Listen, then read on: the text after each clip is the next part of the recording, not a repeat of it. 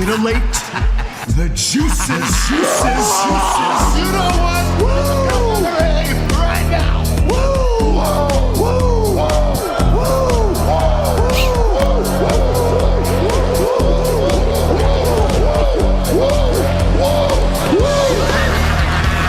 Dr. Hughes invites followers. Oh, let's see if they increase now. Me too. Yeah, wow. Dr. Hughes. Mock. He's a great podcaster. Trick-ass mock. Acknowledge me. We coming for you, nigga. Fat! Yeah, Dr. Hughes, here we go. Keep plugging yourself, that's cool. First up, a man whose looks will serve your inner needs and desires. Dr. Hughes. That's right, the Dr. Huge Show back again. Popping both quads in the ring. I love that clip. It's one of my favorites. Yeah. Vince he's running down there to fix the Royal Rumble that Batista and John Cena messed up. I don't know if you guys know the story, but Batista went to put him into a power bomb, and he swung back, and John jumped up so fast that they both just went toppling over the ropes. Vince had to come running from backstage, and he dove in the ring. Like, I'm trying to think of a wrestler that dives in the ring like that. I guess none of them, otherwise they would blow both their quads out probably. Like especially Superman. He dove in like Superman. He must have whacked at least one of them, like on the hard part of the ring coming in. I thought he cracked both. I thought he just tore both of them off the bone. Yep, there and then, tried to stand up and was like, nope. He fell right on his ass, and then when he finished the show from sitting on his butt. Yeah, I think I would have had a lot more pain in my face if that had just happened to me. So I always say fair play to him for that. It's funny that it happened, but the fact that I didn't just start crying was like, yeah, well done. He's a man's man. The grapefruits, remember? He's got grapefruits, everybody. Yeah, so welcome to the Dr. Huge Show. This is Danny Damage. I'm Dr. Huge, of course. Expert analyst. No Sleaze this week. No King Reezy this week. But you never know. We may see them during the week or next week. So stay tuned for all the millions of their fans out there. You got your millions, Danny. They come in and they tell me they only want to hear from you. They're like, shut up, Dr. Huge. So sorry. Maybe, I'm sure they'll be here today. Check in and make sure. Please, everybody. Yep, here's one. Sasha Raines in the house. Hello, Sasha Raines, expert analyst herself, correspondent for the show. She's going to Raw. Aren't you going to Raw in June this year, Sasha Raines? There's a Raw going on around here, I think, around that time as well in my area. I probably won't be going because those tickets, it's pretty pricey these days, Especially considering like 50% of what you see will be adverts for other things. Yeah. A lot of advertisements. It's a lot of money. Parking is like $40 now in the city for a lot of areas. The drinks, the food, the little snacks you get. Is it really worth it? Anytime I've been to Monday Night Raw or SmackDown, right in the middle of the show, I'm like, I wish I was home just watching this. And then I think to myself, I'm like, I paid to be here and I'm paying for this. And I'm like, I could have just spent literally a fraction of the money and just been more comfortable right now. Because after an hour at a live event, I'm done with it. That's why when people talk about going to WrestleMania and stuff, I'm not even considering. That's insane to me. Imagine sitting in that sea of people for 2 days. Yeah, it's almost like a festival, isn't it? A music festival. That sort of environment. I mean, if you're young, I remember going to music festivals when I was 18. A day, I could do a day, 18, from 10 in the morning to 2 in the morning the next night, maybe even later, and I'd be totally fine the next day. Yeah, there's no way I could never pull that, especially for a wrestling event with all these smelly people out here. Yuck. Yeah. at least when you go to a music festival, like I did some like 5, 6, 7 days when I was younger. But at least you can attempt to not have a shower because they have showers nowadays, and that's not camping. But yeah, just in your tent with a carrier bag and just like wet wipes, a pack full of them. Just that was as close to a shower as you'd really get. With the wrestling crowd, that's not going to do much. What's going on, Paladin? You shower, right? You use deodorant, Paladin, right? I hope so.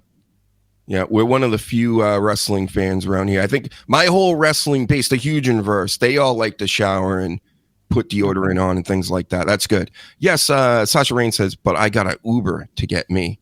That's a smart thing to do, but also, I don't want to leave an event, all these people going out there, and then I'm going to like call an Uber. I'm at least where I'm at, Boston, Providence, like these cities, and then I'm in a sea of people again outside, and I have to find like a car I don't know or anything. And, Yeah. I don't know.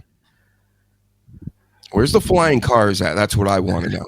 Get liking and subscribing, everybody. Start sharing this everywhere. We're not getting the numbers up fast enough. Fucking let's go. Stop making me swear. That kills my whatever they call the artificial intelligence that watches this show and listens to every word I say and then tries to sell me my own shit back to me. Have you seen that, Danny? That's what they're doing to me. What do you mean, sorry? So artificial intelligence is analyzing my show of me analyzing pro wrestling and things. And then they cut it into little strips here and there. And then they try to sell it back to me like, hey, wouldn't this be cool to post on social media for all your people? I see, right. And I'm like, no, it isn't cool. It'd be cool if it was free. Yeah. You know? If I paid for everything to just talk about silly pro wrestling all the time, I'd be on the streets. Like, what does everybody want from me? I can't...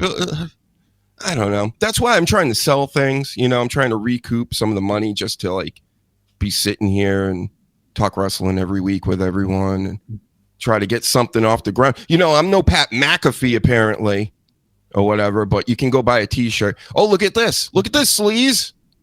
I have a QR code too, Linktree. That's everything. That way I don't have to like, repeat myself. So take a picture of that, folks. In this at the same time, me in the corner giving the middle finger. I don't know why, because I'm mature. Yeah.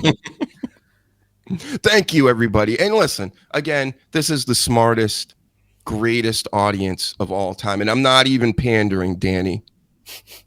They are the best. The way that they retweet and share the show to everybody, it's the greatest. They know, they understand, they get what we're doing over here when we're talking about wrestling and things. We do it like nobody else. Nobody else does it like this. Yep. Do they have clips like this? Yeah, murder scene. That's what that is. Jason Voorhees in AEW. You know who I'm talking about if you've been watching. Yep. So, all right. First things first. Hit all them links, and then we're going to look at some tweets. A lot of this may be a little Twitter heavy, I don't know, but maybe let's get into it. So Javon Evans has been beefing with Ricochet this week. He pulled down all his tweets after he posted them because he was going on a little bit of a tangent here. And the bald guy over in AEW, I think initially a fan sent him something about Javon Evans killing it, what have you, out here in pro wrestling, and he said he'd squash him. King Ricochet said, I will squash Javon Evans. And let's read this in Twitter form, which is the best way to read it because I feel like I'm dyslexic. So let's start in the middle, right? Brother, I was learning from Shawn Michaels when you was like 12. They went on to become multiple-time champion. Let me know when you win one, little boy.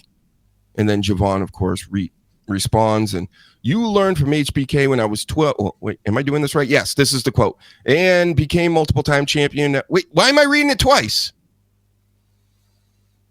Oh, holy shit. Let's just get to the point. He called Tony Khan a crackhead. Oh. Because I don't like repeating myself. And that's what started to happen. But yeah, so Tony Khan is a crackhead, and Ricochet wrestles for him in front of 2,000 people. Sorry, yeah, I didn't want you to skip over that bit because I just caught that. I just assume everybody else saw this already. But all right, let me read it for you properly. Javon Evans said, you learned from HBK when I was 12 and became a multiple-time champion. Now you're wrestling in front of 2,000 people every week for a crackhead. Talk about an upgrade. Am I right? The young OG. I love the hashtags. And then he wrote, sounds like Mr. Khan isn't giving you enough attention. So you had to come for successful ass youngin.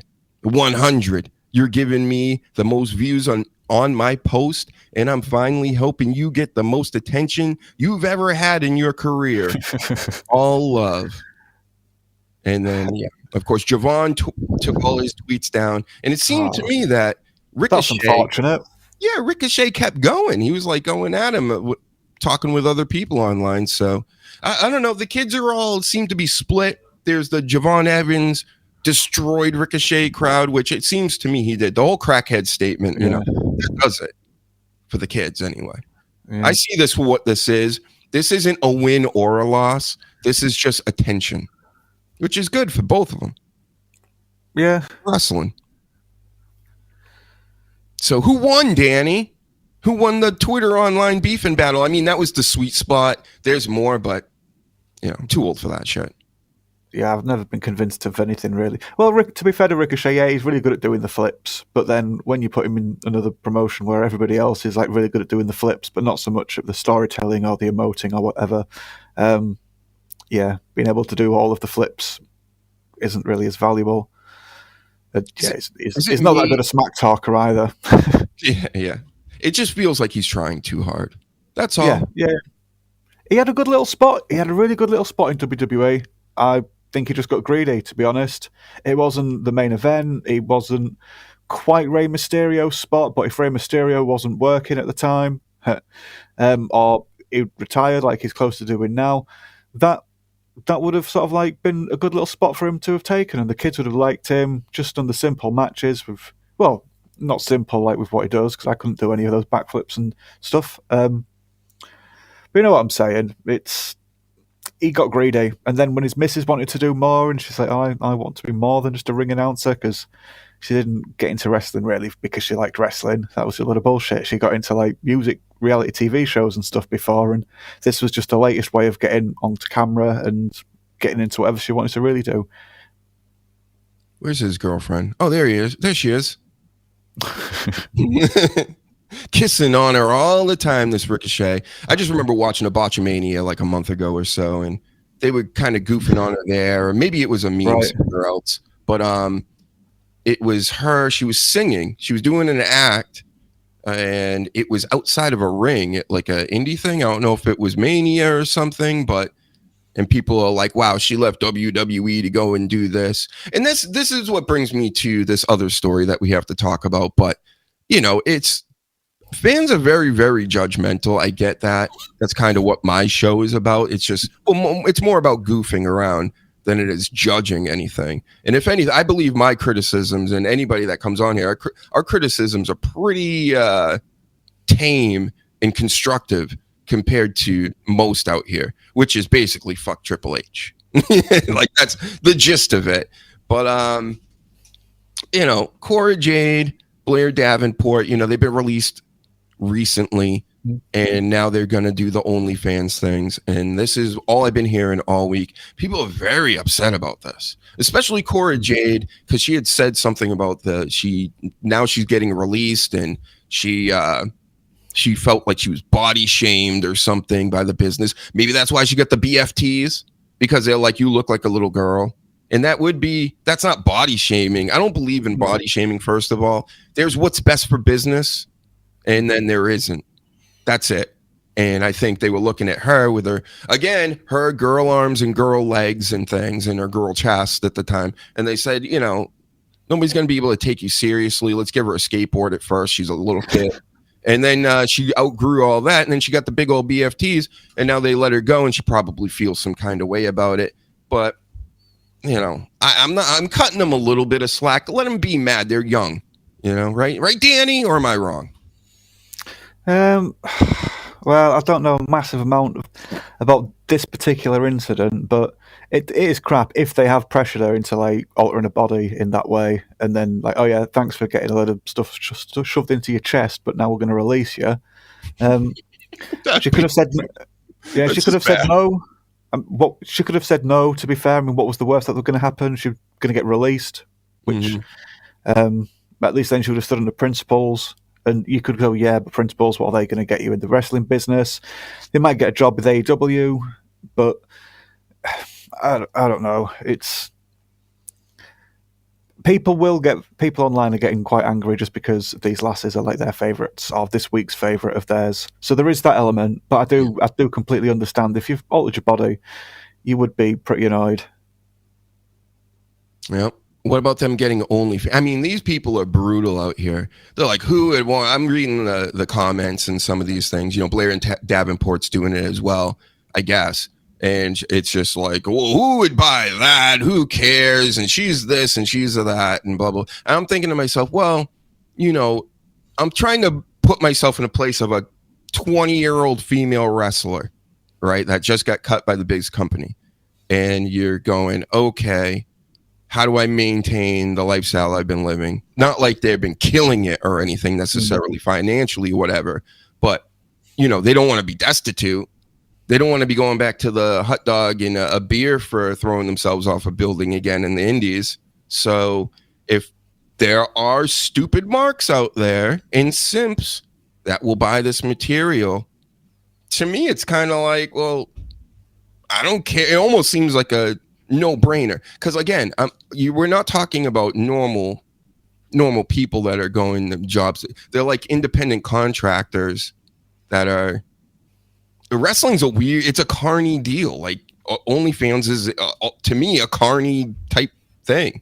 I'm not so offended by it like everybody else, where they're so invested in these characters that they see on TV. Because I really don't care about these people personally in their personal lives. It doesn't really matter to me unless they're breaking the law, doing something that's salacious that I can talk about, or you know, whatever. But as far as you getting an OnlyFans, to me, like, how about all these other mediocre broads stop having OnlyFans, right? Why do we have to go, like, they're at least a little bit hot. They clearly are working out on TV in front of everybody. Like, I don't see how it's such a big deal. I get what you're saying, and people should be, if that's what they want to do, then that's what they want to do, as long as they're not being forced to do it, as long as they're not breaking any laws, like you say. But once you start monetizing that element of yourself and you just perform for that reward, have you seen any of the latest videos of Britney Spears? That's what could potentially be you down the line, when you just see the desperation in her eyes, just dancing in front of the camera in her underpants, just like, please, somebody, validate me, please validate me. Look how dead I am inside. And even South Park took pity on Britney Spears years ago, just saying to leave her the fuck alone. And it's just still sad to see. And that's what, whenever, you say I sound like somebody nutcase bloody preacher now, but once you start selling yourself in that sort of a way, there is the chance that that's where you're going to end up. And you don't want that. That's not good for your head or any part of you. Yeah. But you're right. You are right that there are enough marks and enough people in the world will go, oh, that particular thing is my cup of tea and I will pay for that. Even if it's not a load of people, but just enough to make ends meet. But yeah, sorry, come on. It would be like, maybe, I'm just guessing, say it's several $100 a month. Why turn it down for taking pictures of yourself that you probably already have?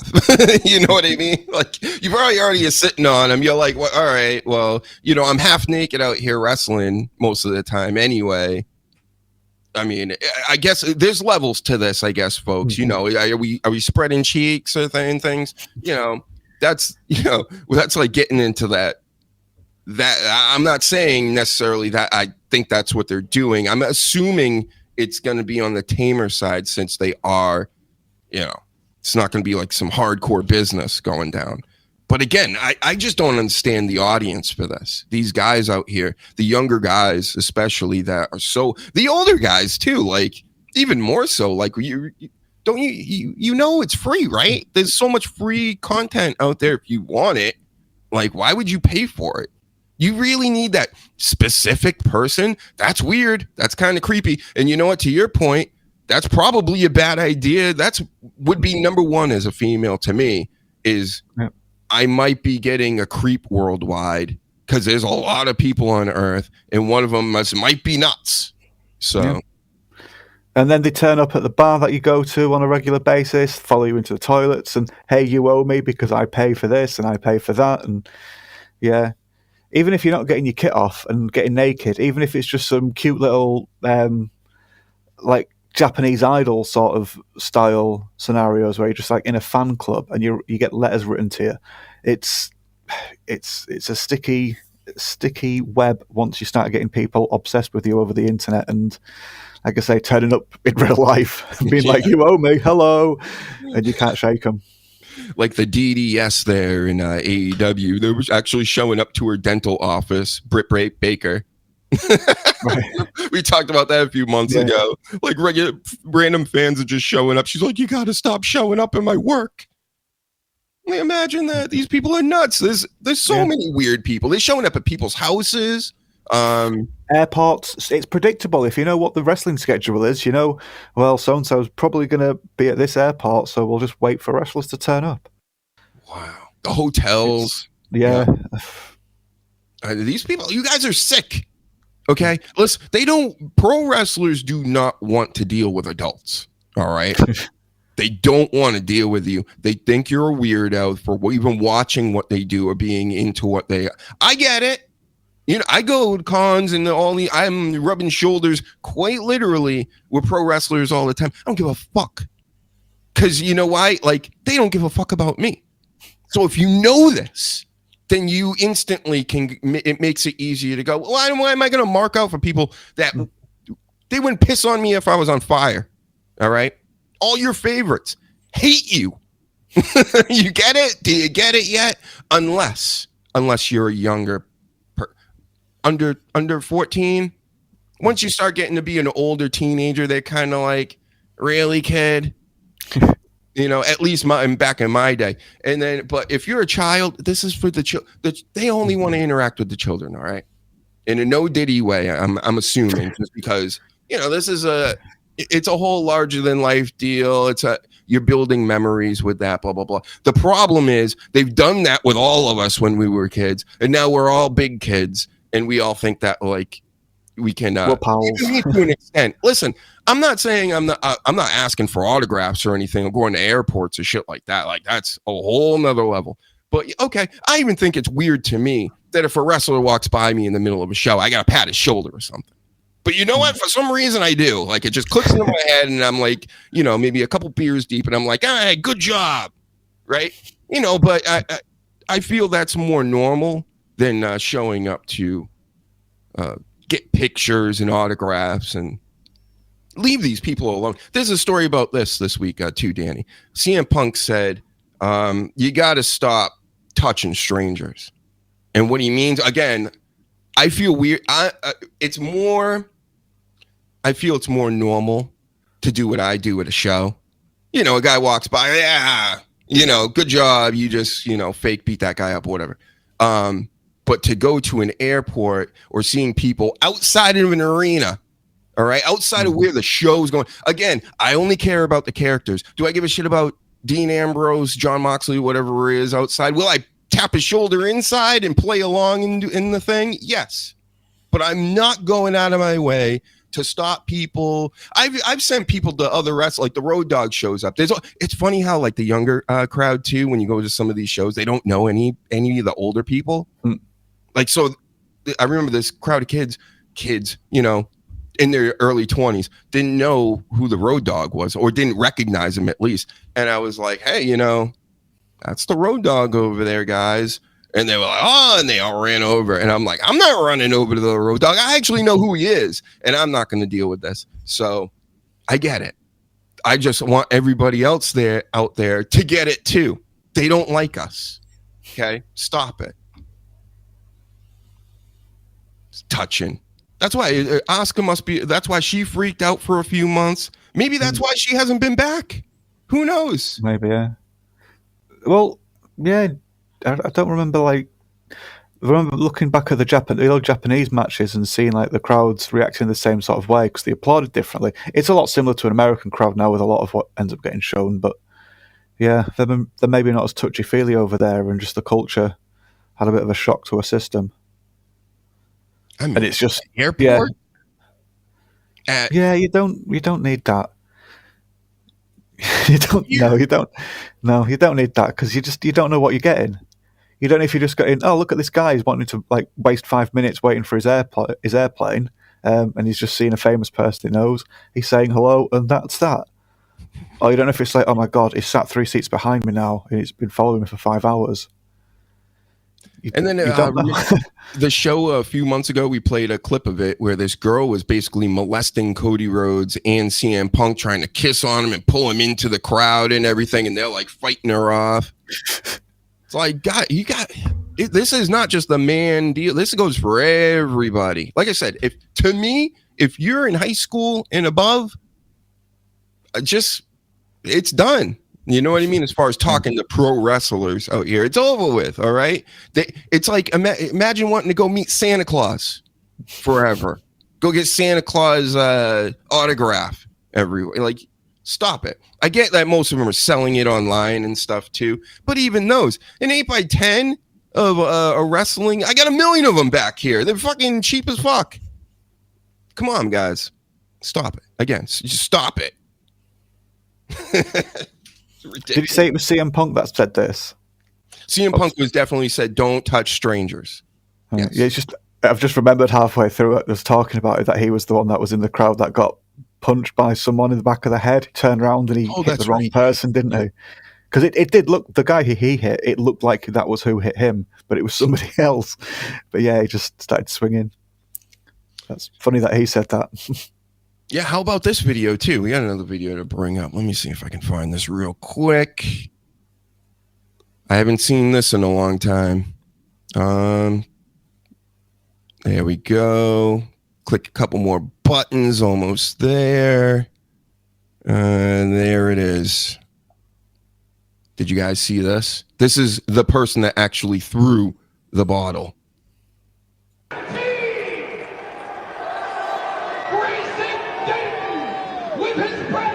Right here, if you can see my cursor.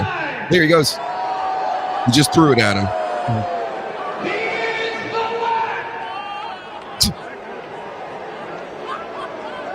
I thought that this was a work, but he apparently gets booted here. So they're coming for him, and he is being escorted out pretty slowly. Didn't even hit Cena, dropped at his feet. Pretty good throw. He is the last. Yep, we know who he is. So, yep, that happened. And I don't know, they kicked him out, but then again, it still could be a work, and they just got an employee out of there that was in a regular t-shirt or something. It was one empty Michelob bottle. At least have it half full if you're going to do it. You know, do it right if you're going to do it. Yeah, if it was if it had anything in it, or even if, especially if it was full and he threw it at somebody, then honestly, I'm like, yeah, get the fucker out of there. That's not how you behave in public. I'm sorry. People started doing that at music gigs and festivals. I remember when that started becoming like a normal thing, and it's just like, why? Fuck off. It's just, no, it's out of line. But yeah, that looks to me like it's a bit arranged, just to make it look like a prick. Product placement of Michelob Ultra. The wateriest fucking piss beer that you could ever drink. Right. It's like the worst. It's like they sell it by going, yeah, it has like no beer in it. It's like, oh, cool. You know? It's what? So, yeah. I mean, people, again, though, I don't know. I think wrestling needs more of this. Maybe, like I said, throw a bottle in half full, let it hit John Cena's hair, and then he strokes it back like Razor Ramon or something, like the good old days. That was the best. The big cups of beer that come flying in the WCW, and one like just burst all over his head, and he just slicks his hair back. It doesn't bother him at all. Oh, the good old days, yes. Yep, so John Cena recognized, he saw that guy out there, and he John Cena recognized, wasn't happy with him. He's probably going to eat his babies later. Right, John, where are you? Yep, there he is. So what are you saying over here, Chris? Christopher Killer 303, Lyra Dominic, Randy Gunther, Damien, my predictions, Doc. That's right. This is kind of a prediction show. I do lay in some predictions here and there. The problem is I'm right about so much. I don't want to just give it away to everybody. So like and subscribe and share and retweet this. That's your job out there, Christopher. Don't forget, if I don't see Christopher Killer 303 retweeting this and sharing this on YouTube, coming for you. Yep. That's in a boxing ring, YouTube. TOS. Always in a boxing ring. So anyway, we got some more stories here. We got a slap fight. You know, not Joe Rogan. Dana White, the other bald guy. He's got a thing called slap fight now, which is the stupidest idea ever. I will put it over a little bit because it is kind of entertaining seeing people put like baby powder on their hands and just slap the shit out of each other. I don't know if we can play. We should be able to play these. It's all over the internet. It's all over the YouTubes. Hold on. Let me do another screen change here. Gonna take a second, folks. I know how you guys don't like to wait for anything, but you're gonna fucking wait. Okay? Hold your horses. Power slap. Here it is. We got a whole bunch of them. We're just going through the socials. Let's watch this girl get her Mike Tyson slap.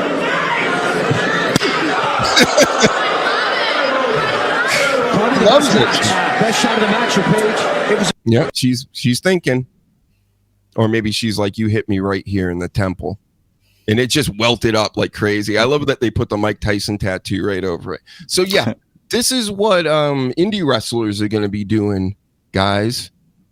This is they're planning for it. Let's get a male one. None of the above. Can I borrow some money? Oh no. We can't have music, right? There we go. So I mean, am I gonna shit on this? Of course. Am I gonna watch it? Also, of course. I mean, look at this. So, have you ever seen Power Slap before, Danny? Yeah, I've seen some of these clips. Yep. I've not I didn't watch a full episode or anything, but when it first came out, I remember I think it was Jim Cornette talking about it. So I had a watch. It's silly, yeah. There is obviously a form of athleticism, just being able to take the shot in the face like that, or not when some people get knocked out. But yeah, it's reaching. In my opinion, it's reaching a bit. It's not UFC. You can't defend yourself. No. How are you supposed to defend yourself against any of this? Or it's just straight up head trauma. So when I heard that they were getting wrestlers involved with this, I felt bad, because here's how in my mind just wrestling goes off the top of my head. And I'm talking about just looking at the hierarchy of it. WWE, AEW, TNA. I mean, we can argue what's bigger and better between those two, whatever. But they're behind WWE. New Japan, AAA, MLW, and we start getting into that realm of like MLW, independence, and NWA, blah, blah, blah. And then at the very, very bottom of all this, we got guys that are struggling to get into those spots, I believe.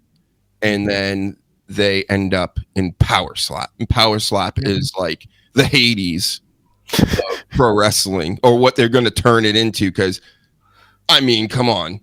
That's just, it's an easy paycheck, again, like the OnlyFans, but at least you're not getting slapped to shit in OnlyFans.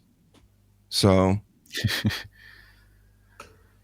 Yeah, it does look like a hyper-focused version of the spot they do a lot in AW, where they're just open hand slapping, palm healing the shit out of each other's faces for a bit, and then it's like, you wouldn't still be standing if you were hitting those as hard as you're trying to portray that they're hitting. But and I had if that's what they want to do, yeah, go for it. Yeah. There's a kind of a coincidence in the Hugenverse here, because many of you know, I talk about Zicky Dice sometimes. He came on in the past. Great friend of the show. He's wrestled NWA. What was the one in California? There's a big group. He trained under Seth Rollins at his place. The whole thing. He was in a big punk band before getting into wrestling. And earlier this week, I saw he tweeted something. I had retweeted. I should have just clipped it, but something to the effect, a couple tweets back to back about how basically he's got burnt by the wrestling business. He feels that promises were made by somebody or something.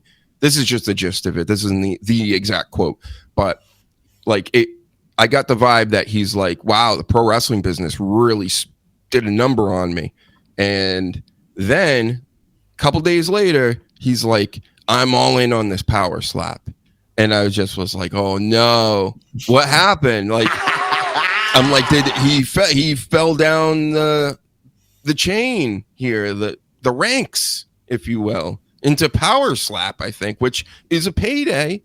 It seems like you will get paid for this, but at what cost? So I don't know. Everybody's got a price. Everybody's got a price.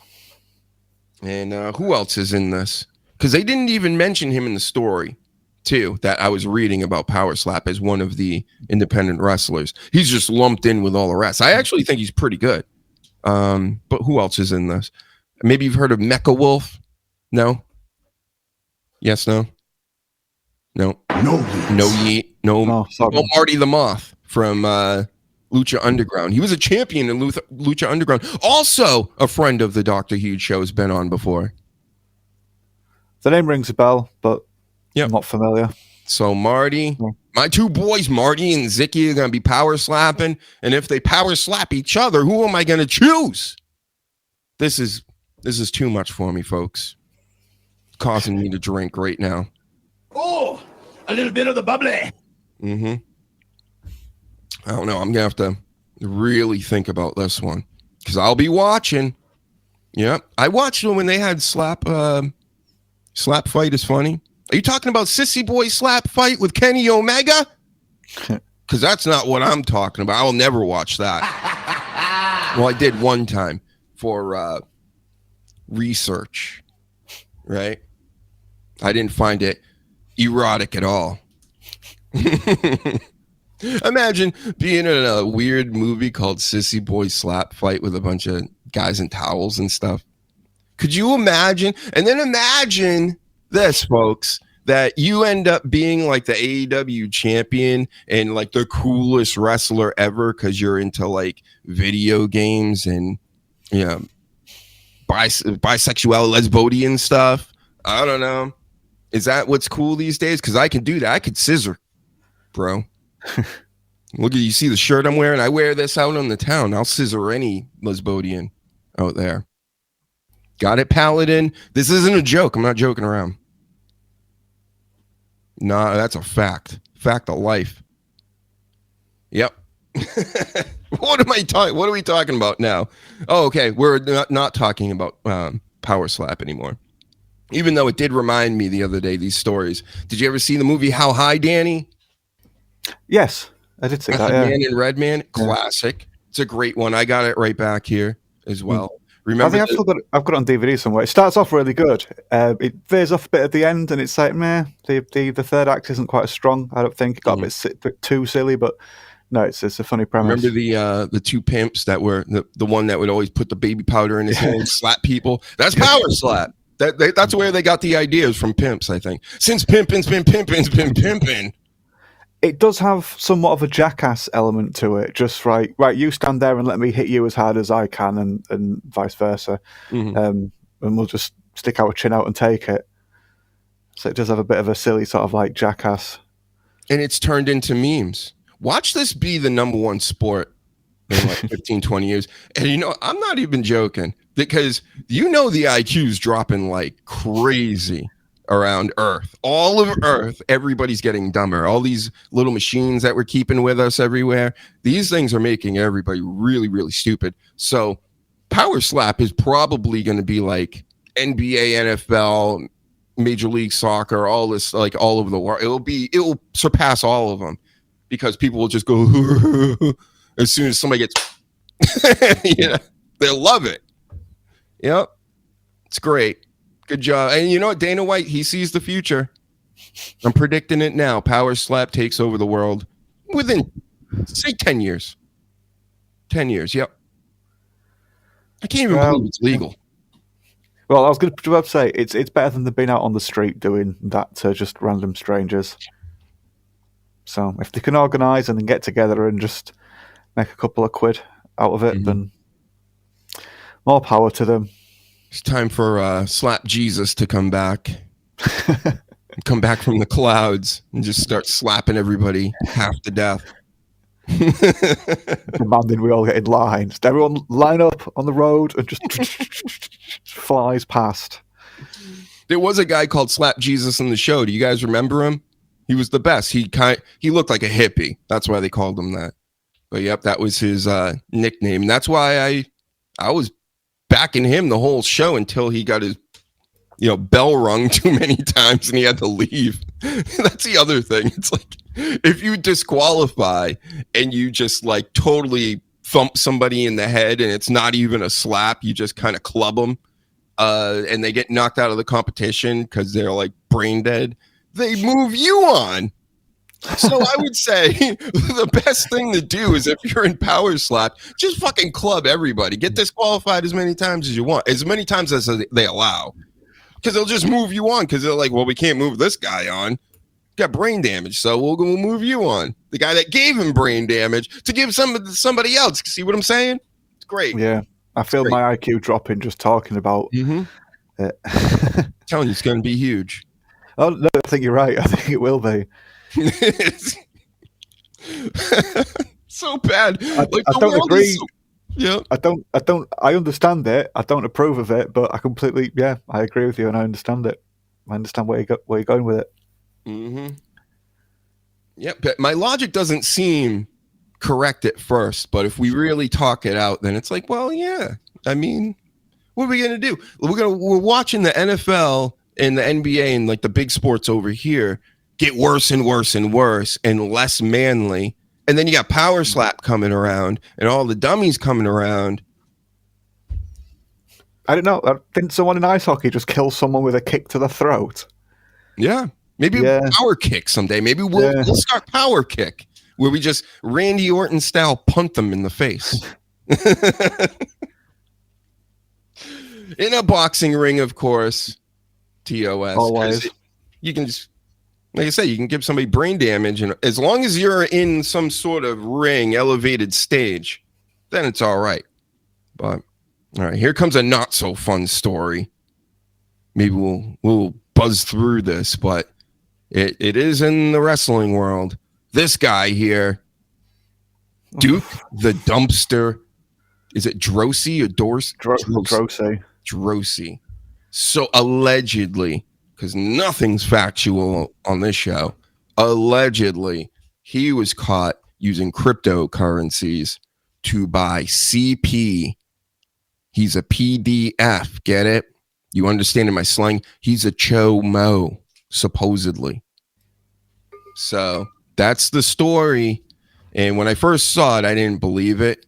Because, any old site that just posts something online, you got to, look into it first. I looked into it, and then apparently there was like several other stories on this. I'm like, this must be true. But it's still alleged. He's got to face his day in court and all this stuff. Or maybe it's already happened by now.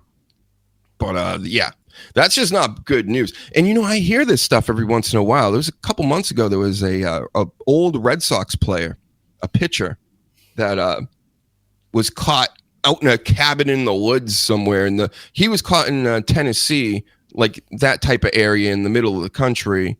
Again, with all this type of material, which, I'm all for catching all of them, right?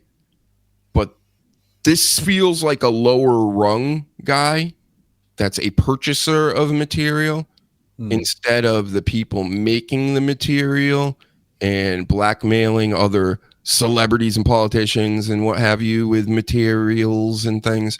So yeah, this is a story and this is something. But again, this always makes me think, well, what about that other shit that they keep saying they're going to tell us about, but then they never tell us about? You know what I'm talking about, Danny, right? The not so magical island. Yeah. We got to be careful with this, even because they don't want it to be released for some reason. Everybody knows what we're talking about. But then again, I'm not going to put my get my channel in trouble because I'm, saying names and speaking words because it's already happened. So I'm being very careful, but we all know what we're talking about. But yeah, in the meantime, they're capturing guys like this in the bunches. Great, good. But they think that we're going to stop thinking and talking about that other thing, which is more at the top of that pyramid when we're talking about guys like this that are at the bottom. Because this magic that way, this mythical creature over there who used to be a pretend dustbin man or garbage man, didn't really convince people to do anything with their lives like a lot of celebrities or politicians will have done. So he hasn't really had much of an effect. So to find out he's potentially, allegedly, not a very decent character isn't really going to bother so many people's real lives. But if you found out, say, a politician, celebrity, whatever, someone that actually did have some sway in society was filthy, you'd be like, oh dear, I did this with my life, or I believed in this thing because that person told me. And people don't want that. Even though that's something where it's like, well, I can like somebody in a film. That doesn't mean, I have to go along with what they do in the real life, in the real world. You can still do that, but those sorts of brains can't detach the two. And it's just, oh no, that can't come out. And then also they're defending them, and there's a lot of reasons, but yeah. I think it's already disappeared. I think it's gone. I think it's been destroyed. It's just got black line through every single bit of it, and it's like we can't read any of it. Yep. And that will be the final play. If people keep pushing, then they're just going to go, well, it's already gone. It's already burnt up and deleted and everything. And it wasn't us, of course. Somebody else did it before we even got here. Sure. Got it. I got it loud and clear, guys. We get what you're doing. Cool.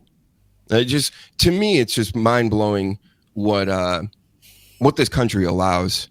It's mind blowing to me what they've allowed, what they continue to allow. It's Hollywood's.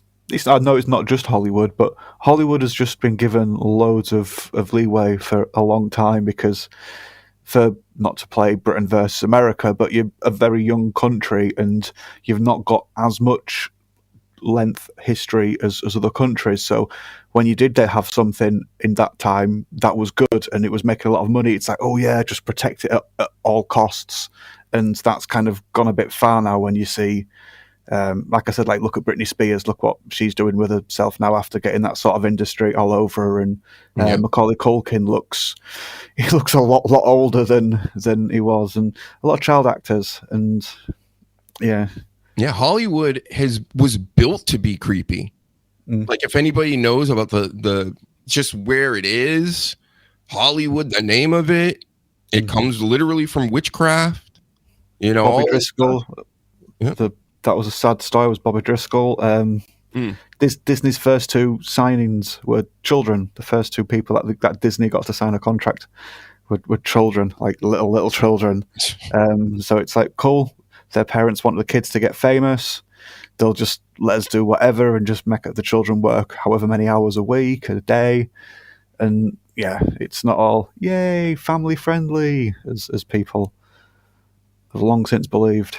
Yeah, that Mickey Mouse on the South Park, that's my favorite. Yeah. Because that's just to me, that's what it is. It's pretty, if you know it's like that, The purity rings, stay on.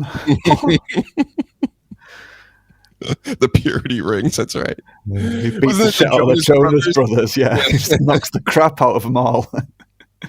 Hollywood's so creepy. And so, even the WWE to a certain extent. Oh, yeah. I've done the CSWNNs back in the day. Let's do a quick little exercise with that. These are old notes. One night, I'm sitting here, I'm writing some things down, and I'm like, you know what? I started writing names down. Where is it? It's got to be around here somewhere, but I could probably just do it out of my head. I don't even need the notes. Like how Dolph Ziggler, right? I remember one night McMahon came out and he called him Ziegler. Like very clearly, multiple times. And I was like, why is Vince McMahon calling him Dolph Ziegler? He doesn't know the names of his own characters. So I looked up what a Ziegler was. It's like a brick mason in German, right? So like a builder. So I'm, Freemasonry. If you're hip to any of this, like that's like kind of like the tip of the iceberg type stuff for everybody. But I'm like, that's kind of odd that they would name him that, right? And then that's just one of a million different things. I wrote a list down. I mean, we can do this with a lot of names even now, Lyra Valkyria, and sure. So they have like all these mythical attachments to usually Greek gods and goddesses and stuff like this, but there's something to it. I'm telling you, there's something to it. They use all the symbolism, the snake eating its tail with Sheamus and stuff, the Ouroboros. It's pretty heavy. When you start really looking, it's everywhere when it comes to the WWE. So it's like, to me, the signs and symbols are just telling you, it's like throwing up gang signs, right? Yeah. It's just showing who your allegiance to the people that actually can see it. And total creep fest, if you ask me. And it's not like it necessarily was always like that, but I believe a lot of these organizations and things in the world have been taken over just through time. If they have any influence or any power, they've been taken over. So it's that evil Vince McMahon again, folks, right? No, it definitely has a lot of weight, what you're saying. But on the other hand, with that first example, Vince McMahon's a weird guy. He might just have really been tickled one day when either he or somebody else mispronounced Ziggler's name, and he just got it into his head that it's like, I'm going to embarrass him on television because I think it's the funniest thing ever that someone could pronounce your name Ziegler. But that wasn't his real name. Ziggler is his working name, and Ziegler is him messing up a working name. Right.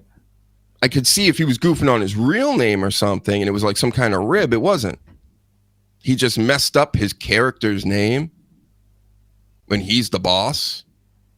Yeah, because it was Vince. If he just he could just start waffling shit on his show. It just happened to be he was using a name that it's about. Let's find the actual term.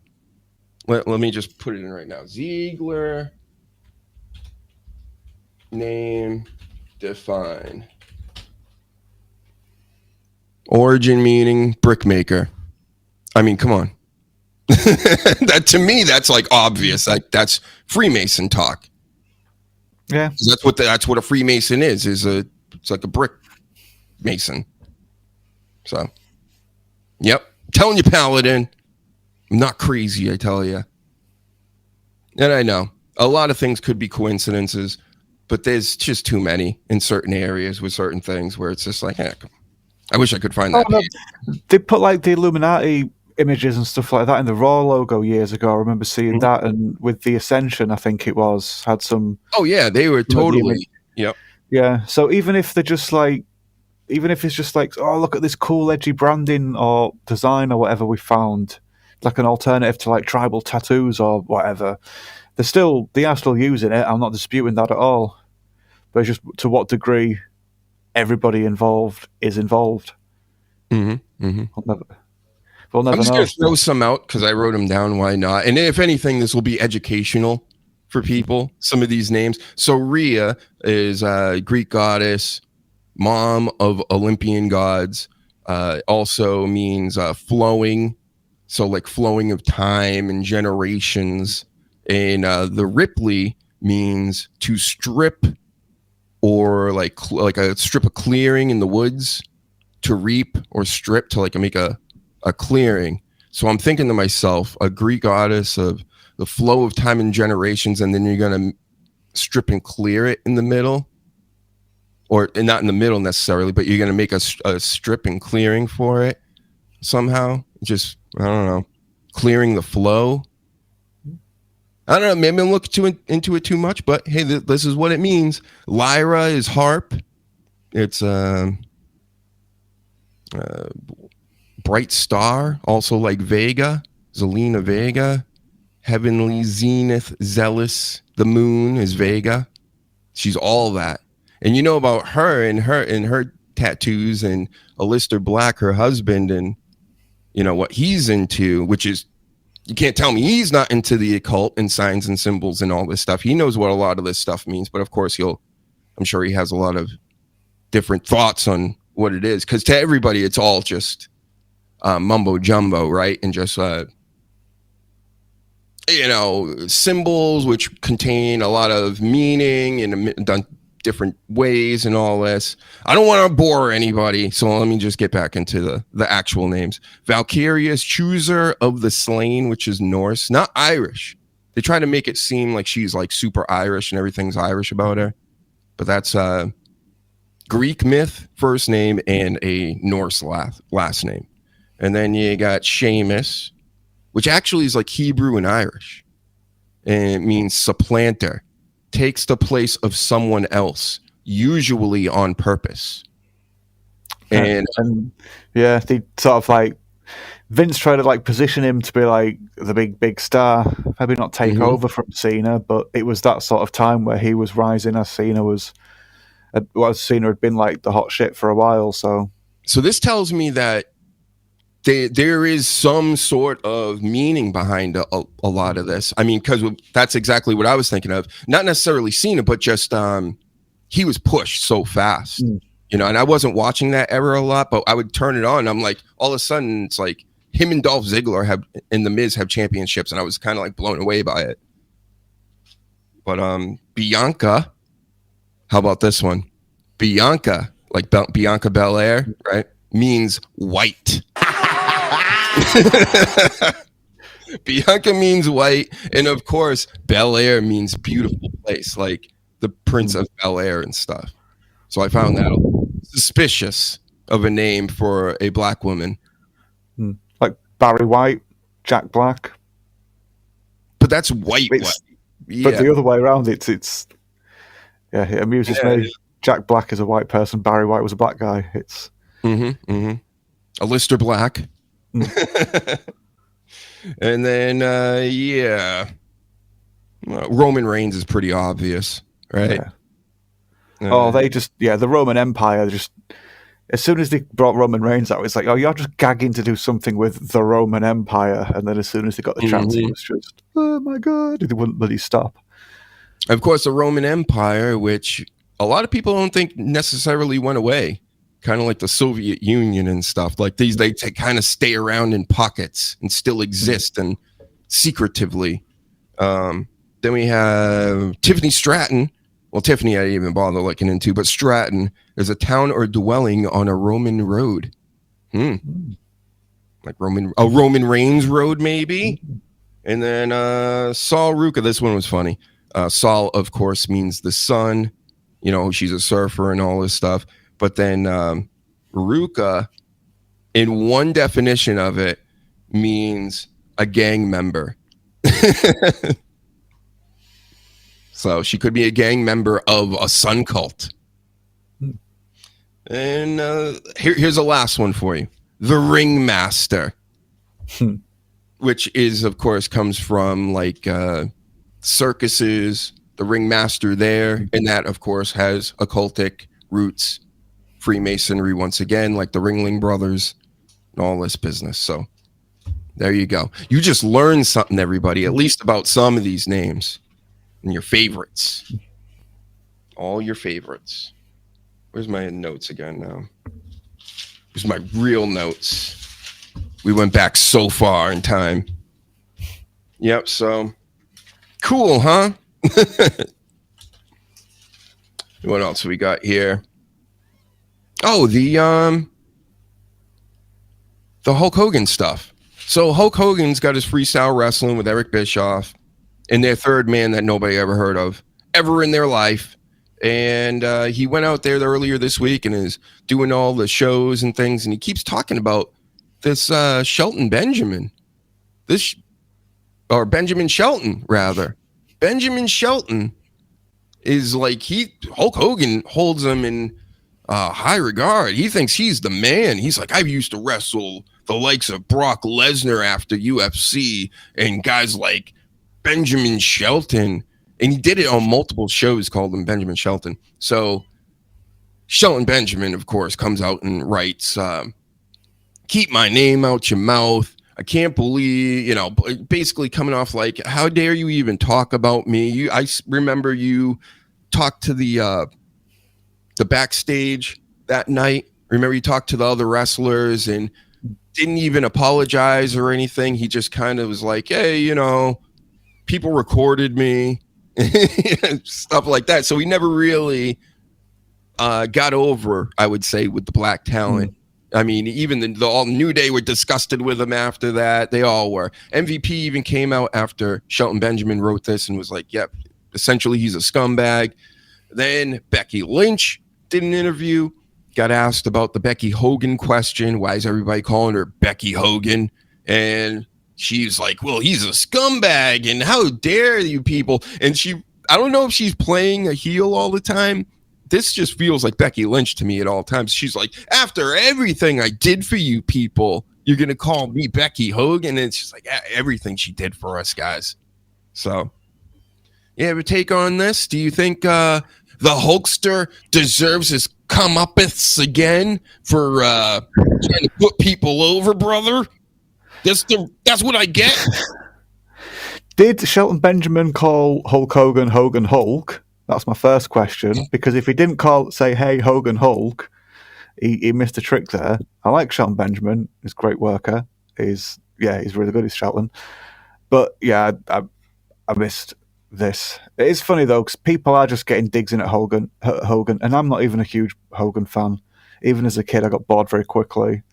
And then, yeah, he's obviously not the most fancy thing to watch, but like we were discussing earlier, they don't really care unless, you know, you're below a certain age where you just buy into He's hulking up.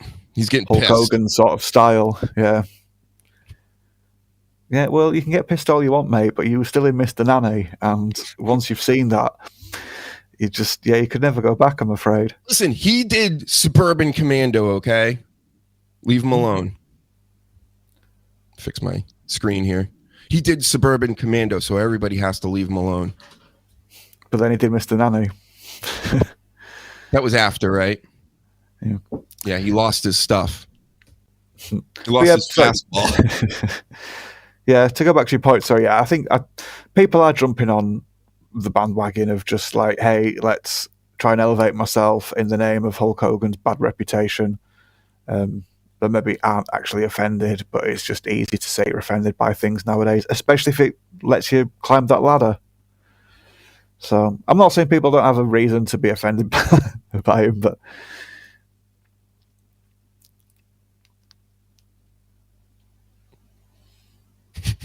where the quality action happens. Are you watching? There's a wrestling pay-per-view on tonight, but this is where it's at. Yep, as they once said, Listen, at some point in time. Gonna find the hard-hitting news and takes anywhere else. But yeah, Hogan, get well. Whatever's happened to you, and say your N-words and take your vitamins.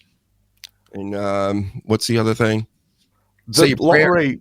Sorry, the raffle thing I mentioned last week. I thought about it during the week, where people pay to see Hulk Hogan's show. Mm-hmm. Hogan keeps the ticket stubs, and at the end, or halfway through, Hogan comes out and picks someone's ticket stub at random, and little old lady at the back, and then just starts calling her the N-word. Everyone in the crowd stands up and like, yay! They make a big thing about it. Yes, so that's where we shed our blood, sweat, and tears. That's right, Hulkster. This is where we do it, right here in the Dr. Huge Show. Now my camera's all fuzzy and it won't come back. It just refuses to come back. What about Little Hogan? If I stick Little Hogan comes in HD. But how about Dr. Huge back here? Oh, we almost made it. We did it. Thank you, Little Hogan. Oh, yep. I know it tried to, be fine. It tried to blur then, but it didn't. All right, what else do we have here? So, we learned Hogan is just a really bad guy. Nobody likes him. Black men, white women, gay people, Native Americans hate him, I heard. He had that Native American joke he tried to pull on people. We don't like jokes, Hulk. It's the year 2025. Don't be making jokes, okay? So, I'll tell you who came back. This guy's a little jokester. Elias, but his name now is Elijah. Okay. Oh. Mm-hmm. He's back. He showed up on NXT this week, everyone. Shocked us all. and just made me think of a story. So I assume he's back in WWE in some shape or form. Him and possibly Joe Hendry. Are they just going to keep having Joe Hendry show up as a champ? He's going to drop the strap over there, and he's going to show up for good on WWE for at least a while. That's my expert analyst assumption. But Elijah, in the meantime, that would be something great that they could do in the main roster or in NXT at least. They both write songs about each other. I'm sure they already did this in TNA. But, it reminded me of the story. Went to a Monday Night Raw a few years back, and there was this one guy in the crowd. This is when Elias was still around. Not his brother, the real Elias. And this guy kept screaming, WWE stands for, and then the people in the crowd would walk with Elias, right? And then he would get a kick out of it. And you could tell he's starting to get lubed up. And he's going. So every about 5 minutes, WWE stands for, and the crowd would do it again. And then all of a sudden we see up in the front row areas, there's an even drunker guy. Right? Look like a Chad bro, frat guy type dude. So he's trying to steal this guy's little gimmick now from the stands. He's like, wow, he's getting over with the people. And so he goes, WWE stands for. And everybody just goes, They booed the shit out of him. And it was the funniest thing seeing it in real time. And then the original guy, he does it again. Everybody does it, right? Then the drunk guy in the front does it again, and more booze. And he's just like throwing his hands up like he didn't get it. He's like, why is everybody booing me and not this guy? Because it wasn't your idea, and everybody knows it. That's why. So everybody that goes to all these shows, you don't want to get booed by the other people for your chance. Come up with your own chance. Super Dragon, maybe? That'd be a good one. So that's all I got to say about that. Guy made a bad move, and he did it twice. Probably even did it more than that, because then it became a game of him getting booed and the other guy getting the response he was looking for. So I love that story. I tell that to all my kids before I put them to bed every night. Like, remember the moral of the story. Don't be a douche like that guy in the front. Only the guy next to me and me. Yep. So autographs. No more autographs at the airport, kids. No more touching. No more prom style hugging of your lady wrestlers that you like. These people, Danny, through the years, I've been seeing them all. I'm sure you saw those memes. Happened to Becky Lynch many times. The man could have just turned around and she would have rearranged your whole face with her little fists. But she didn't. Well, I saw the Sasha Banks ones a few years ago where people were like 6 foot away from her. Yep. Naomi too. Yep. Did she do that? I believe she was at one of them. I think weren't they like tag champions at the time? I think they were. That was right before they left. They left, yeah. Yeah. So yeah, Sasha Banks in those pictures, man. I get it. It was the COVID thing, but it wasn't the COVID thing. Okay, we already knew that was a ruse and that the whole 6 foot thing was nonsense. And she was still running with it because, wrestling fans smell and they stink, and they're generally older people that they don't want to see or know of. So stop going to their show. I would say this, okay? It's not all their fault necessarily. It is if you're going out of your way to go to airports and bother strangers in real life. But even at the Comic-Cons, stop going to the shows. Stop buying their autographs. Stop dealing with them at all. Maybe they'll want you to come, some of you to come back. And then they'll be happy to see you for your 50, 60, 70, whatever $100 pictures and autographs. So try that. And maybe not go so hard. Do the opposite. Say, you know what? Only the kids can buy autographs and things at these shows. We don't want them anymore, okay? Maybe this is why Sasha Banks has done the texting service. She's got Sorry. a texting service.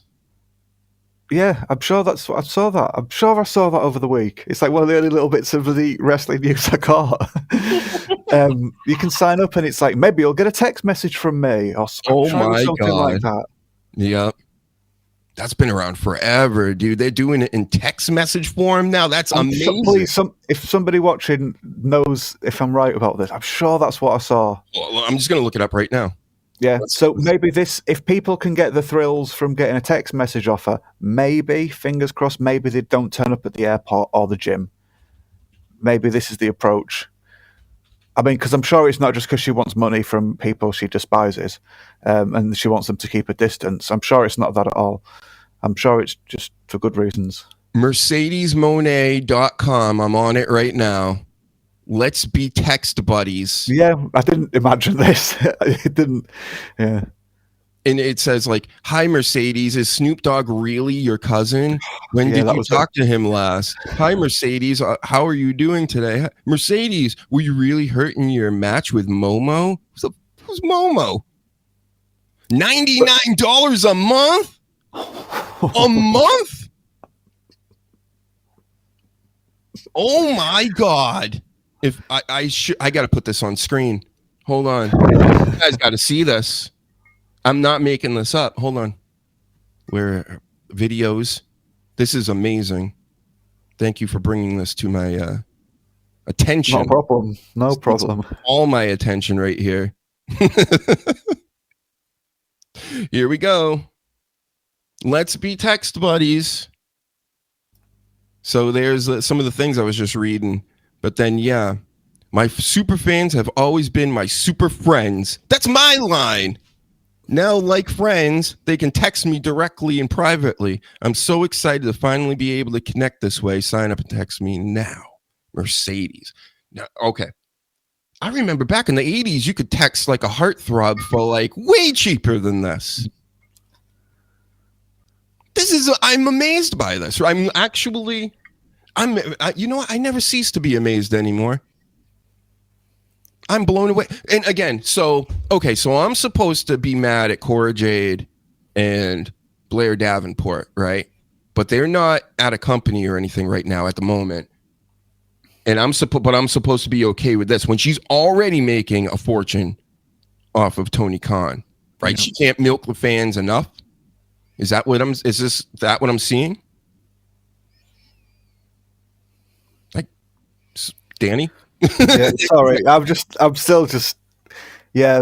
love how the Snoop Dogg question's the first thing there. It's just like, since she was in WWE, just every opportunity to sort of like slightly mention, like, I'm Snoop Dogg's cousin. It's just shameless. But yeah, if I'm not speechless. It's an old topic now. It's just like lasses have sold themselves, we'll say, since the beginning of time, and it's a shame that some have to resort to that. I don't think anybody should be prosecuted or made like a criminal for doing that, especially when sometimes, not all the time, not obviously in this place. She's not starving, isn't Monet? She's got loads of money from Tony Khan, but whoring yourself, lack of a better word, it's just behave. Imagine paying $100, and how many text messages do you get for $100 in a month? And how many text messages of a 400-pound Mark's penis can you send in that? How many do you get to send? Or are you not allowed to send your pictures and your messages? Because it's inviting that trouble still. I think it's for a price, though. Yeah. Yeah, I don't know. I am kind of blown away by this. I'm not blown away that there's an actual text thing. I'm thinking $10 a month for some auto messages. Yeah, that'd be cool. Whatever, like, for kids or whatever. I want $10 to have Sasha Banks because they're all marks. But this tells me like this is like grown people, because $100 is a lot of money. Yeah, still, kind of. Sadly enough, it's really not that much money anymore, but holy smokes. Okay. It's low effort. It's low effort and it's transactional, and once you've spent your money, it's just like, well, I spent my money now, so I deserve and I am entitled to get my thing. and my thing is to pretend that this lass is interested in me in some way. I got to find out who's paying for this. That's a good question, Paladin. I'm going to go and do a little research this week and try to see. I'm going to ask some people who is paying for Sasha Banks, because she's not Mercedes Monet. Sasha Banks text message service. We got to know.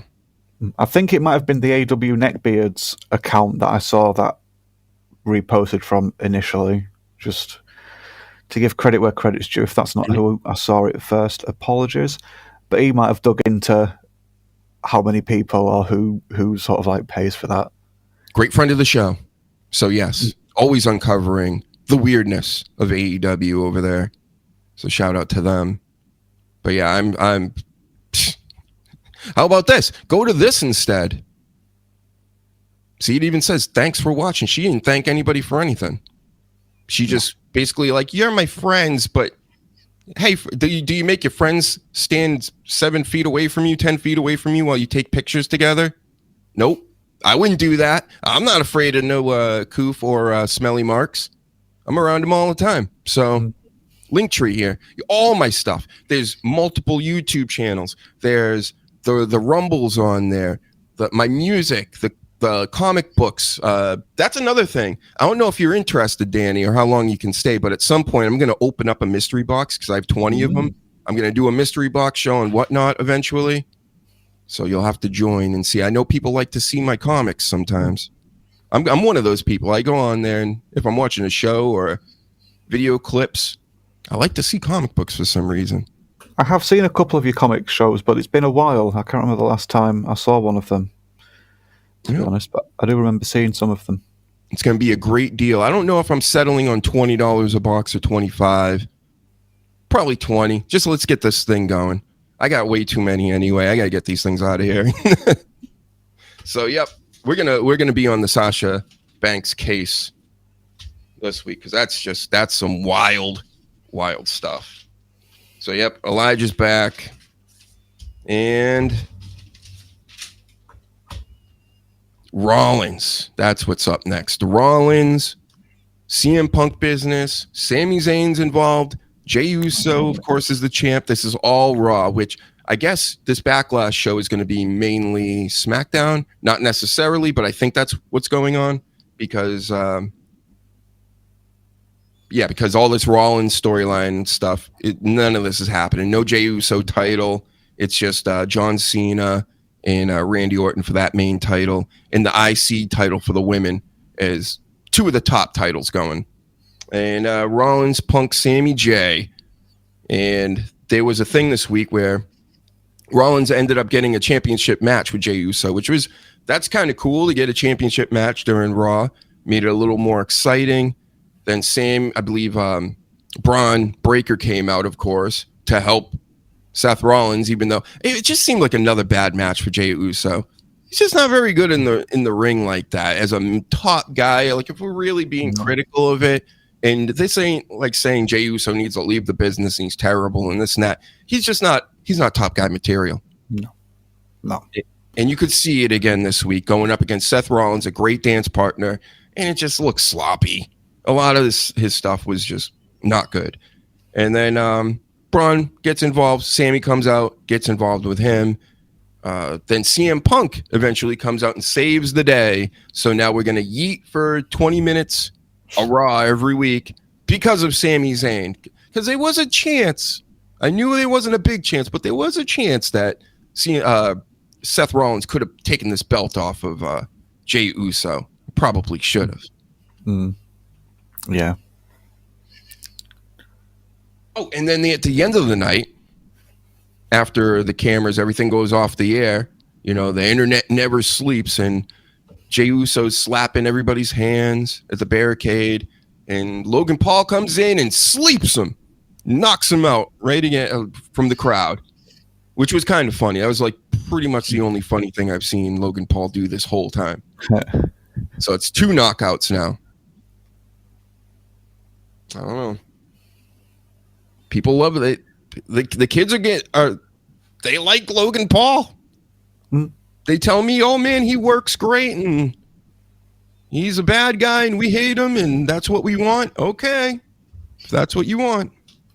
Yeah, I mean, I'd honestly rather see him with the belt than opening match Jey Uso. I'm sorry, but I've criticised the Usos for some time.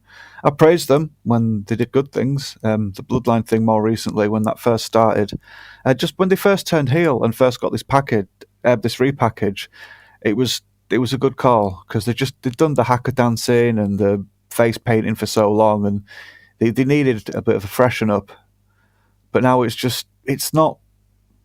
They were like thuggish and just like quite serious with what they did when they first sort of like turned heel and did this day one-ish thing. But now it's just Jey Uso's just goofy. He's the Disney goofy character, but in WWE. That's it. That doesn't mean he's not over. It doesn't mean he's not popular. It doesn't mean he's not selling millions of T-shirts. But then, like you just said, once the bell rings, yeah, it's the same thing each time. It's nothing. It's not even interesting, and you can see all of his leg slaps a mile away, and he tries to be cute like The Rock, and it just comes off as being goofy. Yeah. How about the promo? Paul came in and cut a promo with Jey Uso, and he was right.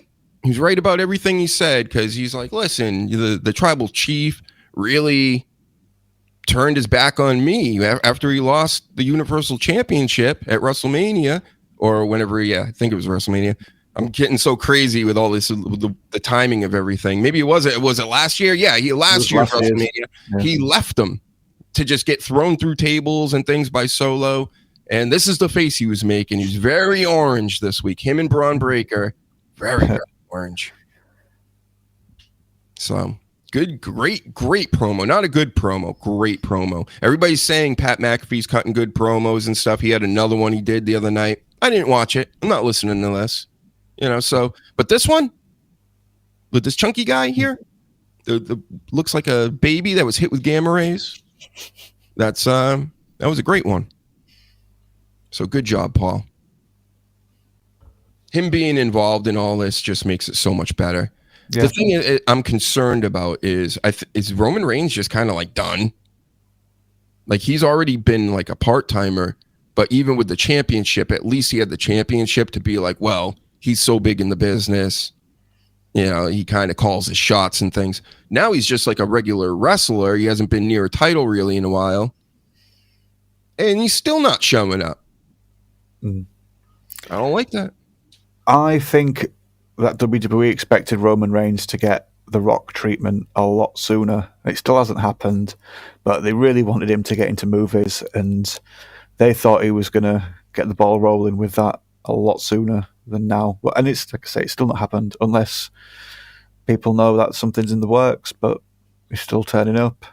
They're crazy if they really thought that. The Rock is the most electrifying man in sports entertainment. He proved that many, many times.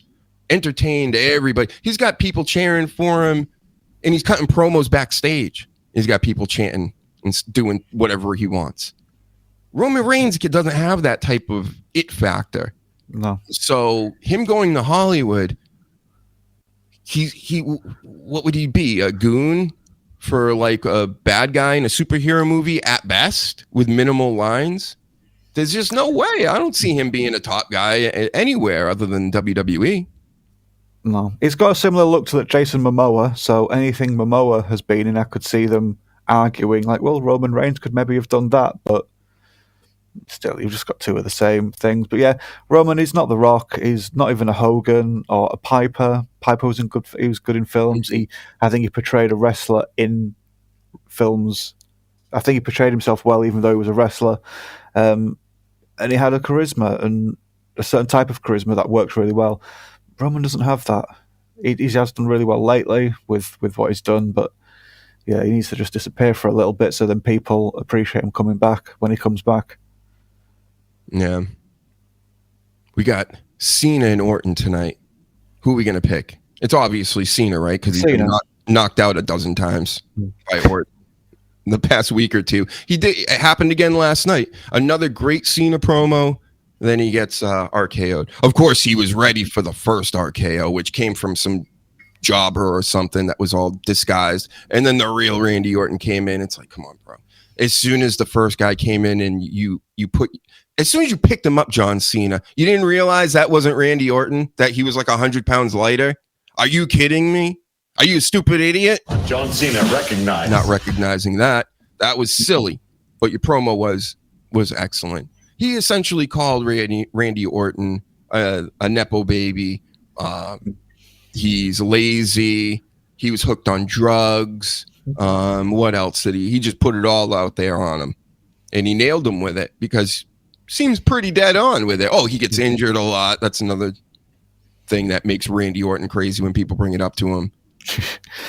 Well, he was taking the rubbish out one day, wasn't he? And he put a bin bag in the trash can and he popped his shoulder or something was one of the times, I'm sure. Yeah. So, I mean, John Cena made a lot of good points. Like, hey, I'm the hustle guy. I'm the loyalty guy and the respect guy. He doesn't do any of that. He hasn't been about that life. And I feel like a lot of promos lately, it feels like the WWE corporate side or whatever's going, the people writing the show are essentially telling Triple H is telling these guys the truth and is telling the audience the truth in a lot of ways. Because everything that was said about Orton is everything we already kind of know. That's John Cena saying it. And the same thing with Charlotte. Like last night, Jade Cargill walks in after Charlotte does her promo, which was good. People still booing her. She doesn't understand why, though. And Jade Cargill gets in the ring, grabs the mic, and goes, get to the back of the line. And it couldn't be any more perfect because then the look on like Charlotte's face, she's pissed. She had to have been pissed. I don't care. Even in a storyline form, she's not happy with that. She wants to be in the main card scene because what happened after that is Jade Cargill versus Nia. Naomi comes out. Tiffany's already watching the match out there. So that's 4 girls right now in the main title scene, and Charlotte's not a part of it. Probably burning her ass. Yeah. To go back to the Orton and Cena bit, though, with Cena stating all of that, what Orton used to be like, that in a way is a really good way of showing how far Randy's grown in all that time. Because the Cena back before when they were feuding and Orton was all of those things, Cena probably didn't like him much. Like with CM Punk and Orton had that little thing, the little watch along not so long ago. They realised, we can actually get on with each other now. And maybe Cena and Orton have gone through something similar, and Cena's now seeing how Orton has actually grown and become a person that the old version of him would actually respect. But that ship has sailed now because Cena's doing this black and white heel thing, and he doesn't have time for anything that Orton's got. But I do think it's an interesting sort of like growth and circle and seeing where they've both come from and where they've ended up. Yeah. This match can't be good, though, tonight, right? It's going to be another terrible match like Cody and Cena. It'll be slow. It'll be all storytelling. It'll be very safe and, it won't be that exciting, but it'll do its job, I think, and still just push this along and give a nice little bit of closure to their rivalry of 15 years or whatever it's been now. I wonder if R-Truth will come out, try to save his favorite. How about that? Jey Uso, champion on Raw. Jimmy Uso is on SmackDown following R-Truth around like he's his guardian or something. Really? Oh, dear. He was with him last night. R-Truth, past few weeks, it's all John Cena talk between these two backstage. So R-Truth is out there with John Cena sign, waiting for his hero to show up. And Jimmy Uso goes out there and is like, hey, he sucks. And it's like, no, Cena's, the whole let's go Cena sucks deal.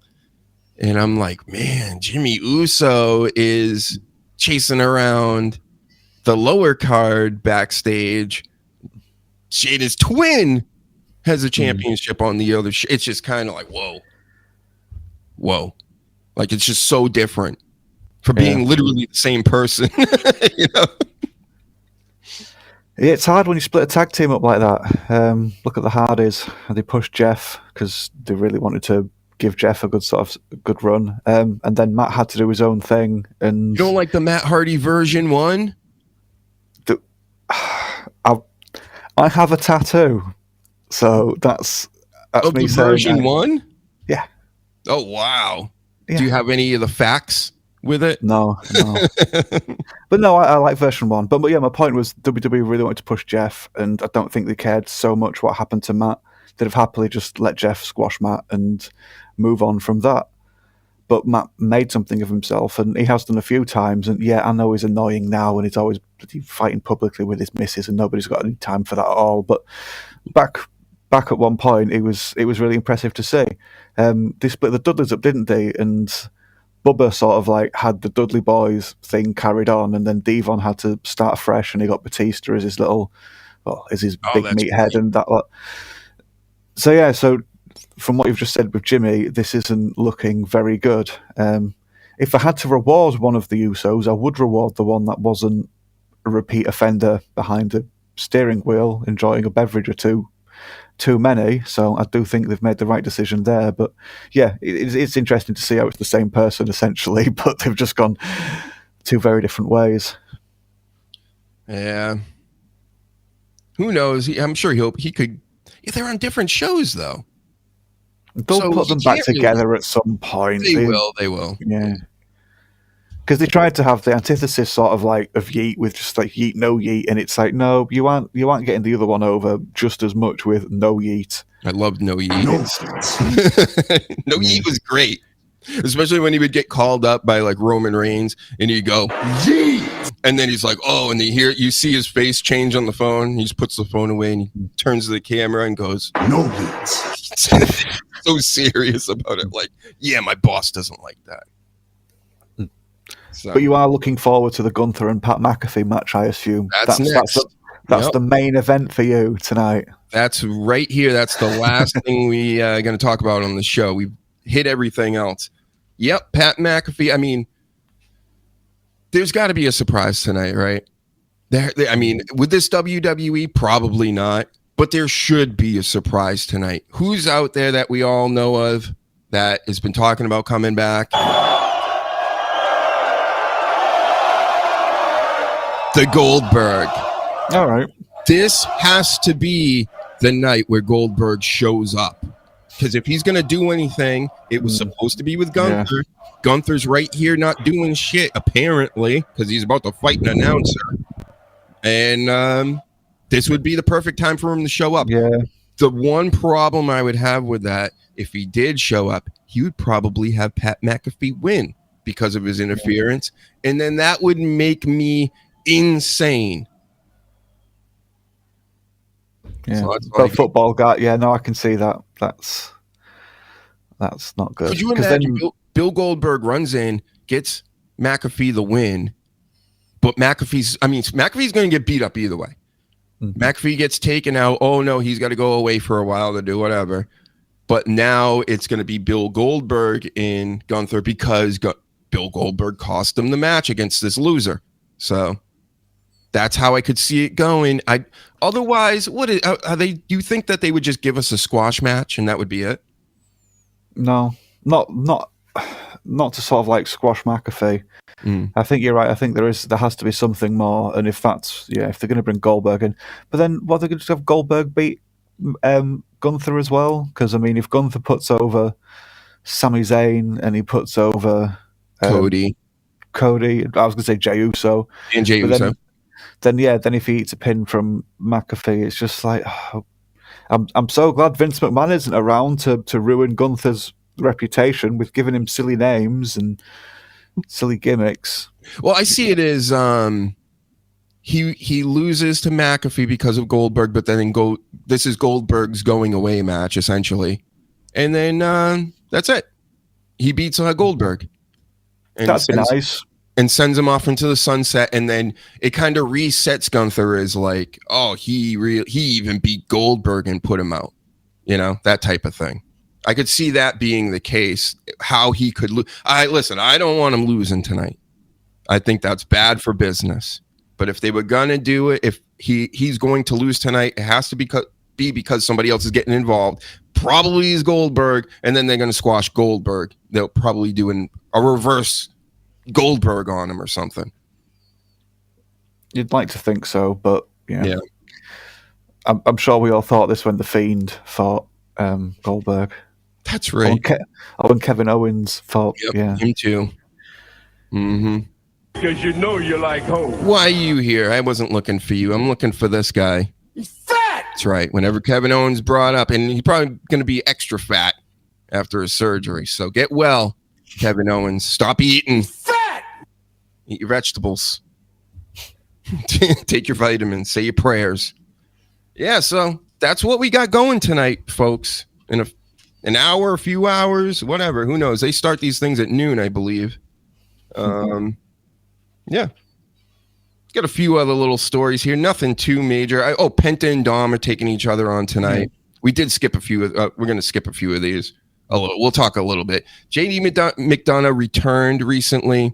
Finn seems to have settled, but he's still acting weird. I've heard the rumors that there might be a new member. I don't know. Something needs to happen. This Judgment Day is very, very stale, in my opinion.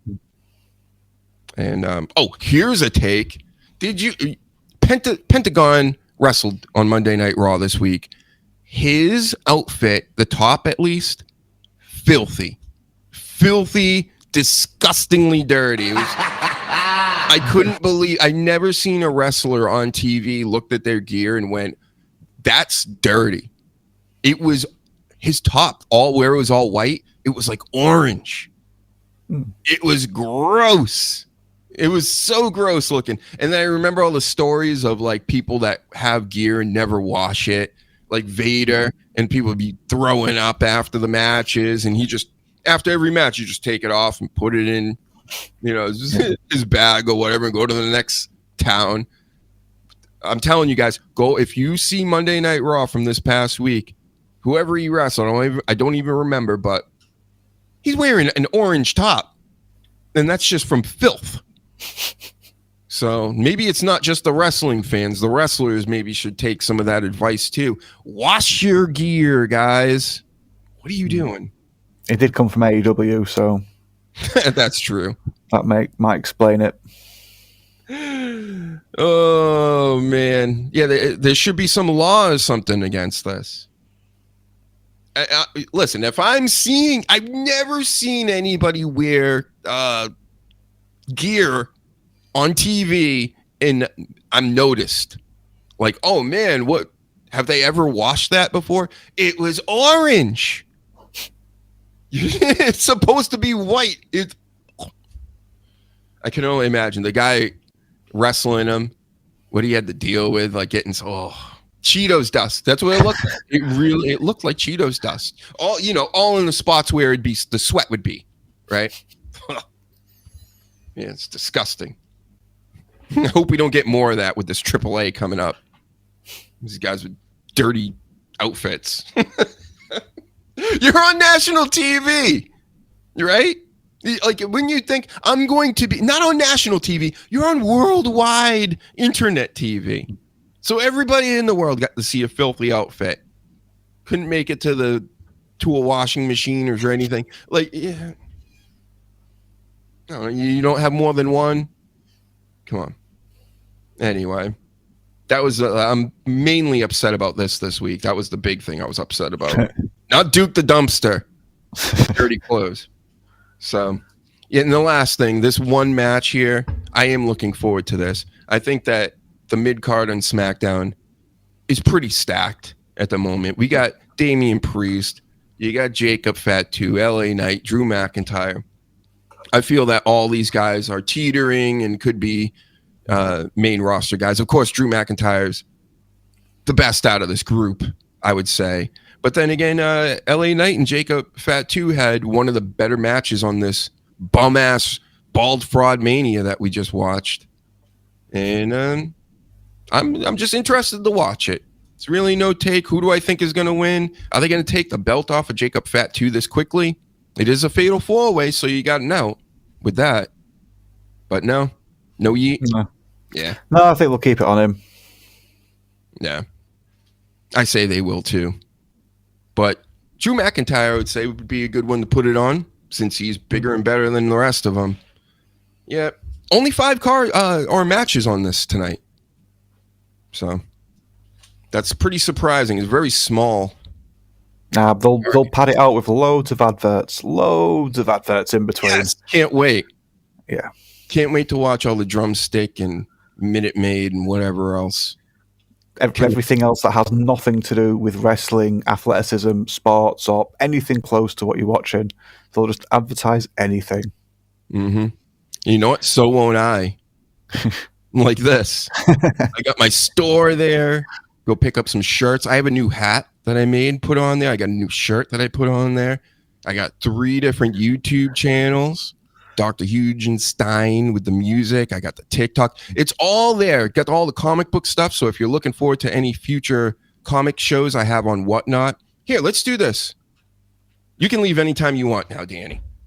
I won't hold you hostage anymore, but I'm going to open a mystery box. I have 20 of these boxes, and this will be the first show back. I've done shows there before. Go read my reviews. Dr. Huge does comics. This is just a random box I pulled off of here. This is what you would be looking forward to grabbing if you grabbed a $20 huge box. This would be one of them. Oh, let's make it big so everybody can see. There you go. You're going to be small for a minute. I like watching the podcast where they show some comic books here and there, and there's always a problem. They always do this. This is how they show it. They go, and then we got this, and then they move on. I'm like, wait a second. You hold it there for a minute. So this would be the first appearance of Warbird. See what I do there? I'll even let you know. Oh, I got this box has 3 different The Marvels. Do you know this artist, Danny? Have you ever heard of Alex Ross? No. He paints some pretty nice books, like the detail and everything. Yeah, nice. Like he's pretty good with that. So there's 3 Marvel books in here, or The Marvels. He's an old school Bugs Bunny. That's cool. Some random stuff. There's 10 in every box. This is a banger. This would be a hit. This is a $40 Virgin variant of Perio, the Joker or the Batman Who Laughs there. Number 1. Ultimate 6. Number 1. I said 10 books per box. This is an old Image comic, a reprint of one from the 60s. We got Uncanny Avengers. We have Thunderbolts, the movie that just came out. And we have a Shang-Chi sketch variant.